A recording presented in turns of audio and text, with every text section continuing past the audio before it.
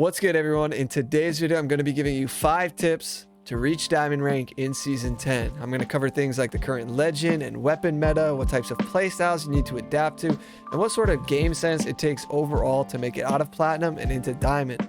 If you're new to the channel, I make multiple ranked guides every season. I've done a solo to masters guide back in season 8, and I always cover at least how to reach diamond rank as well. I usually give tips on what it takes to reach diamond solo, but this season you couldn't pay me to solo queue rank, so I did half duo queuing and half as a trio. So without further ado, let's get into these 5 tips. Tip number 1, use meta legends, but also be confident in who you're playing. All right, so if you're good enough to play Mirage and solo queue to diamond, then this obviously doesn't apply to you, but for the rest of you, listen up.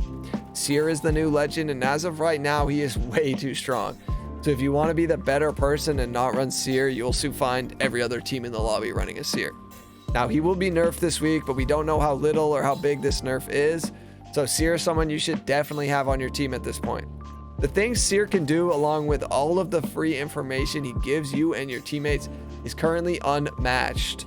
Sure, Bloodhound is a close second, but Seer can do so much more, like cancel heals and revives, and overall just assist your teammates way more than Bloodhound can. The other legends I have to recommend this split are going to be Caustic, Horizon, Octane, Wraith, Gibby, Revenant, and Valkyrie. I always tell people it's better to play the legend you're comfortable with than to switch to a meta legend and be bad with them. But if you're in platinum and struggling to reach diamond, learning to master one of these meta legends is a solid move for you. Most of my games, I played Caustic and Horizon. One thing I should also mention about playing ranked is having a legend from each category is really helpful. So for instance, having one recon legend, one mobility legend, and then your third could be a defensive legend, that usually ends up really well for me. So team comps like a Caustic or a Gibby, a Seer or a Bloodhound, and a Wraith or Horizon. I have to say, it really pains me to put Octane in this meta list because I really hate playing with Octanes, and most Octanes don't really play well in the team. I think a lot of that is because of Octane's tactical.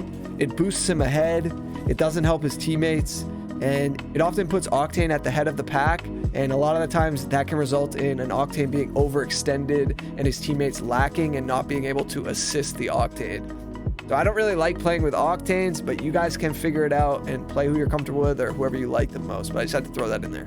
Tip number 2, stay close together. Now I know you might think this is super obvious, but hear me out. These wall hack legends like Bloodhound and Seer will get so much info on your location and now your health bar as well. So if you're low on health or shields and or lacking from your teammates, expect to get sent and quickly.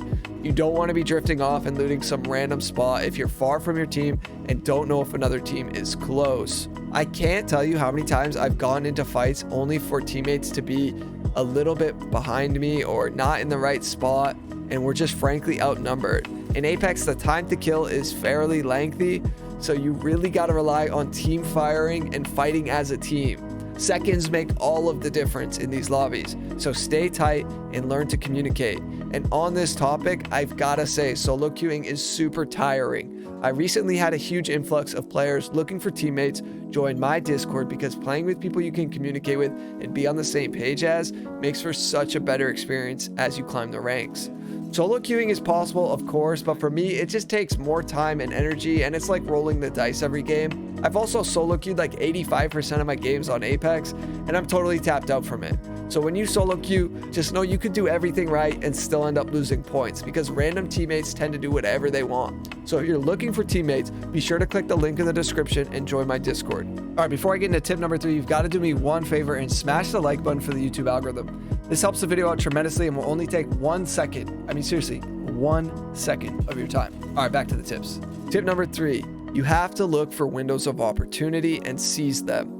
Now, what does that mean exactly? Well, every situation in Apex is unique, but you want to consider things like, is this an early fight off drop that we have to take where we just crack 2 armors? Or is it a fight in fragment with 15 teams alive and we don't actually have to fight them? See, one of the most common mistakes I see in these lobbies is people just int one another. Like they just send it on you for no reason. And to be fair, it does happen in every rank where people just make brain dead pushes and die for it. But you want to try to be smarter and better than those teams because the goal of ranked isn't just to get kills. It's to make it to the end, get kills, and win the game. So consider these things when you're taking a fight. How many teams are still alive? What's the potential for a third party?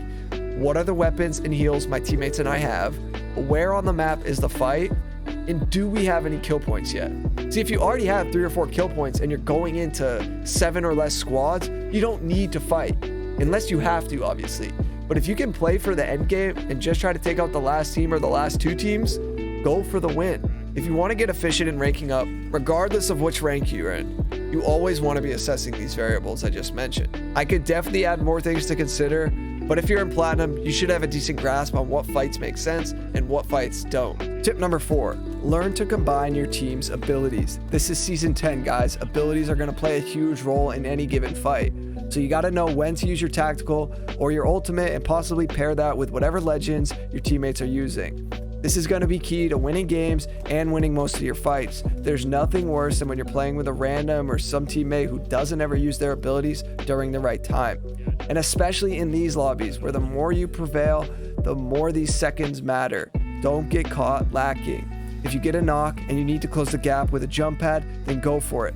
Understanding the longer you wait, the more likely that team thinks they can get a free revive and a reset.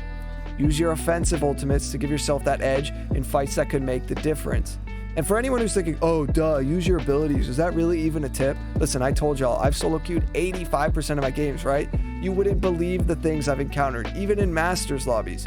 You need to be proficient with your abilities. And if you're looking for some guides on specific legends, click on my channel page. I have a guide on basically every legend out, so scope those. Tip number 5, you need to have confidence in these lobbies. The key to having confidence is simply having time and experience in these higher elos.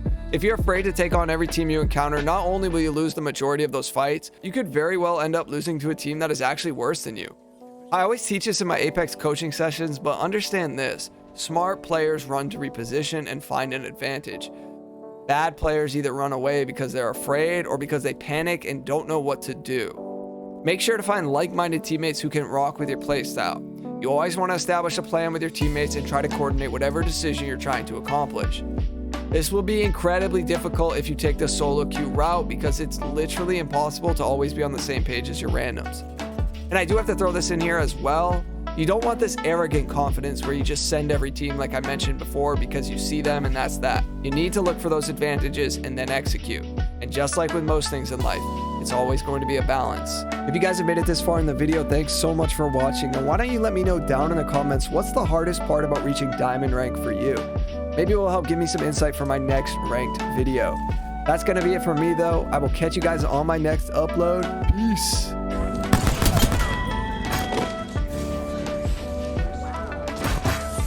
You hit that swap on him. You hit the swap. You hit the swap and grab the pen. Just ready to fight. And hit the med kit. He's here. He climbed up here. Did you hit the I didn't swap? get the swap off. No, you got it. You got it.